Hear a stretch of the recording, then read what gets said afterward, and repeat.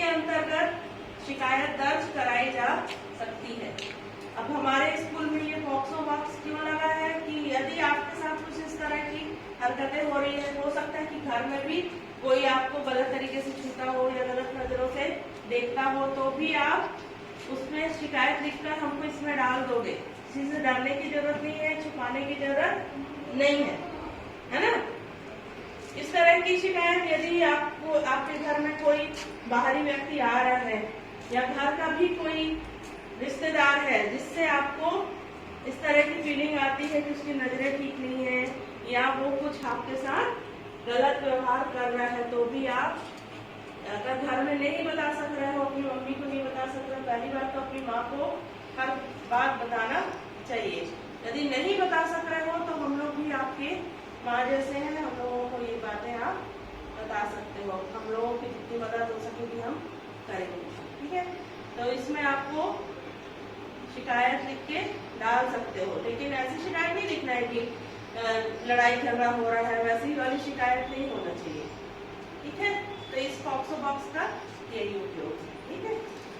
तो जागो सखियों का क्या मतलब होता है कि हमें कोई बात को छुपाना नहीं। जैसे पीरियड पहले आते थे तो हम उस बात को क्या करते थे, छुपाते थे। बहुत सारी भ्रांतियां होती थी कि पीरियड के समय में हमें मतलब नीचे सोना है या गंदगी वाली बातें होती थी, हम अपने आप से घृणा करने लगते थे। तो वैसा कोई बात नहीं है, वो एक क्या है, नेचुरल प्रोसेस है जिससे आपको उससे कोई घबराना नहीं, बल्कि वो तो गर्व की बात है कि हम क्या हो गए हैं, बड़े हो गए हैं, हम बड़े हो गए हैं। उसके लिए पीरियड आता है तो जागरूक करके मतलब आप खुद भी जागरूक हो और अपने साथी को भी जागरूक करो। और पहले के जमाने में क्या है, कपड़ा यूज करते थे हम, कपड़े से इन्फेक्शन होने का डर रहता है, साफ सफाई नहीं रहती। तो अब हम क्या करते हैं, ये क्या है, सैनिटरी पैड है, इसको हम यूज करते हैं, ठीक है। तो इसको कैसे यूज करते हैं, यहाँ तो लगभग सभी बच्चों को पीरियड आते हैं, नहीं आते हैं तो भी कैसे कर रहे हैं। ये जैसे एक पैड को मैं आपको खोल के दिखाई,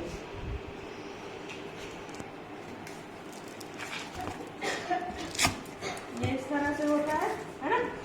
ये आपकी पैंटी में चिपका देते हैं, इधर से ऐसे हो जाता है और फिर आप उसको चिपका देते हैं, इधर से ऐसे हो जाता है और फिर आप उसको वीडियो बनाओगे है ना। ये मेरी बच्ची है, इसको मैं यदि प्यार से ऐसे छू रही हूँ तो इसको अच्छा लग रहा है, लेकिन यदि मैं इसके यहाँ पर छूंगी तो इसको बुरा लगेगा ना, है ना। तो हमारे जो प्राइवेट पार्ट्स होते हैं, प्राइवेट पार्ट क्या क्या, हमारे बॉडी पार्ट में जो छुपे हुए होते हैं वो सारे हमारे प्राइवेट पार्ट होते हैं। वहां पर हमको किसी को भी टच करने नहीं देना है। अब आप बड़े हो गए हो तो आप बड़े हो गए हो तो आपको कहीं भी किसी को भी टच करने नहीं देना है। ये सारा बैड टच के अंतर्गत आता है। गुड टच, हमने माथे पे हाथ फिराया, सिर पे हाथ फिराया, उसको अच्छा लगा, है ना, तो ये इसका गुड टच हो गया। तो बैड टच किसी को भी नहीं करने देना है। यदि आपको कोई इस तरह से छूता है तो आप विरोध करोगे, कोई नहीं है तो जोर से चिल्लाओगे, सामने वाले को क्या करोगे, डराओगे। आप उसको समर्थन दोगे तो उसको उसकी हिम्मत बढ़ेगी। आपको क्या करना है, जोर से चिल्लाकर भागना है और तुरंत जाके अपने जिस पर आप भरोसा करते हो, मम्मी हो सकती है, दीदी हो सकती है, उसको जाकर बताओगे, ठीक है। उसके बाद मैंने आपको पॉक्सो एक्ट के बारे में तो बता दिया, पॉक्सो बॉक्स में शिकायत डालना है, सैनिटरी नैपकिन का भी उपयोग बता दिया, ठीक है। तो अभी आज सभी बच्चों को हम अपने स्कूल की तरफ से सैनिटरी नैपकिन दे रहे हैं, ठीक। चलो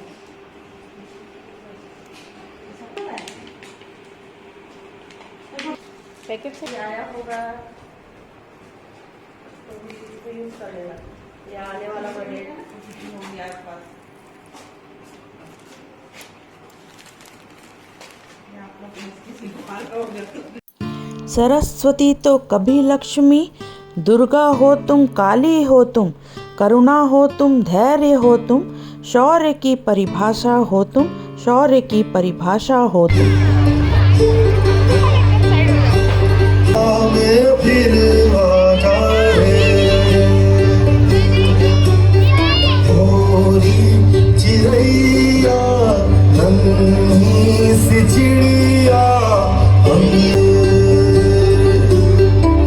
वक्त था जब यही कह के समाज औरतों को पढ़ाई के लायक नहीं समझता था। आज भी ज्यादातर लोग यही समझते हैं। और बाय द वे, आप किस बराबरी की बात कर रहे हैं सर? आपको क्या लगता है कि कुछ औरतों ने लिखकर क्या लिया, उनकी और मर्दों की जिंदगी एक बराबर है? क्या जानते क्या है आप एक औरत होने के बारे में? हर कदम पे ऐसे सवाल करते हैं जो एक आदमी कभी सोच भी नहीं सकता। पल्लू ज्यादा नीचे तो नहीं आ गए? लोग कैरेक्टर पे सवाल करेंगे। ज्यादा हंस तो नहीं रहे? लोग गलत मतलब निकाल लेंगे। ऑफिस में काम कम तो नहीं कर रही? लोग औरतों की बस की बात नहीं है ये कह के प्रमोशन रुकवा देंगे। काम से घर जाके सबके लिए खाना बनाना पड़ेगा, क्योंकि भले घर में काम दोनों करें, खाना तो सिर्फ औरत ही बनाएगी। आदमी रात भर काम करे तो घर वाले कहते हैं हाय कितना काम करना पड़ता है बेचारे। औरत रात भर काम करे, ऐसा कौन सा काम आ गया जो रात भर करना पड़ता है? इसके अलावा हमें रोज ऐसी चीजों के बारे में सोचना पड़ता है जो सिर्फ और सिर्फ एक औरत ही समझ सकती है। ब्रा का स्ट्रैप तो नहीं दिख रहा, वो जो तब से घूर रहा है कुछ उल्टा सीधा तो नहीं करेगा? सर, भीड़ में कोई भी मर्द हमें जब चाहे जहाँ चाहे छू सकता है, क्योंकि जब औरत पब्लिक प्लेस में होती है तो वो पब्लिक प्रॉपर्टी बन जाती है। बसेस में औरतों की सीट्स रिजर्व है, इससे मर्दों को तकलीफ है। कहते हैं बराबरी भी चाहिए और रिजर्वेशन भी। अरे जब हर महीने आपके बदन से पानी की तरह खून बहेगा, सर फटेगा और पैर फूल जाएंगे ना, तब हम औरत मर्द की बराबरी की बात करेंगे। इसलिए कृपा करके औरतों को क्या करना चाहिए और क्या नहीं, इस पे अपनी एनर्जी बर्बाद न करके औरतें क्या चाहती हैं उन्हें वो करने का मौका तो मिलता है, इसके बारे में हमें सोचना चाहिए। बराबरी तो बहुत दूर की बात है सर, फिलहाल हिस्सेदारी मिल जाए ना, वही बहुत है।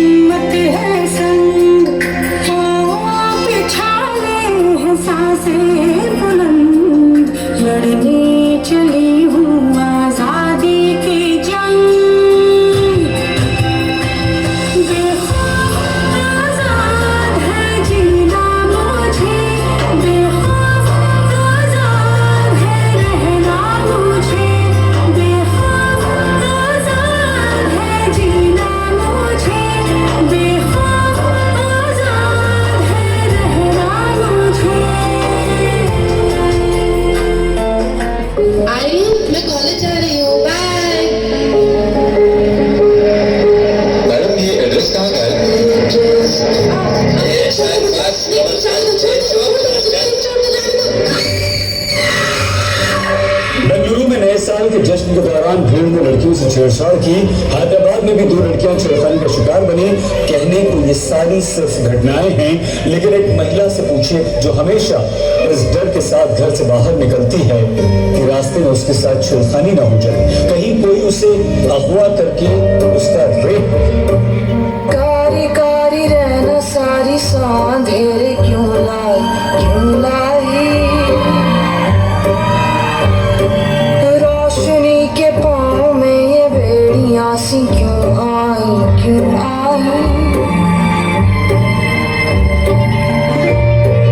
उजियारे कैसे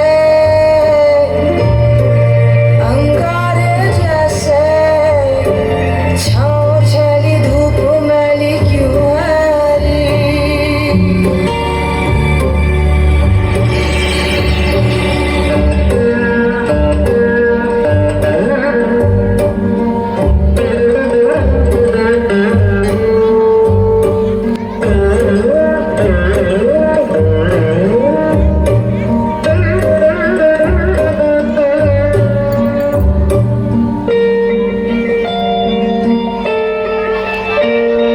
तितलियों के पंखों पर रख दी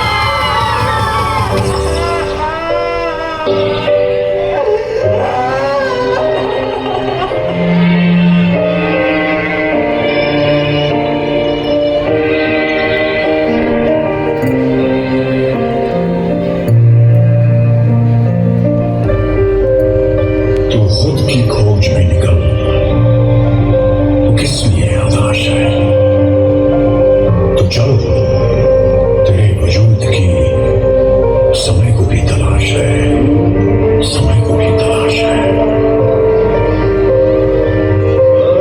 जो तुझसे लिपटी बेड़ियां, समझना इनको वस्त्र तू। जो तुझसे लिपटी बेड़ियां, समझना इनको वस्त्र तू। ये बेड़ियां पिघाल के बना ले इनको शस्त्र तू, बना ले इनको शस्त्र तू। तो खुद की खोज में निकल, किस लिए हताश है? तो चल, तेरे वजूद की समय को भी तलाश है, समय को भी तलाश है। जुगल उड़ा के ध्वज बना, गगन भी कब-कबाएगा। जुगल उड़ा के ध्वज बना, गगन भी कब-कबाएगा। मगर तेरी चुनर गिरी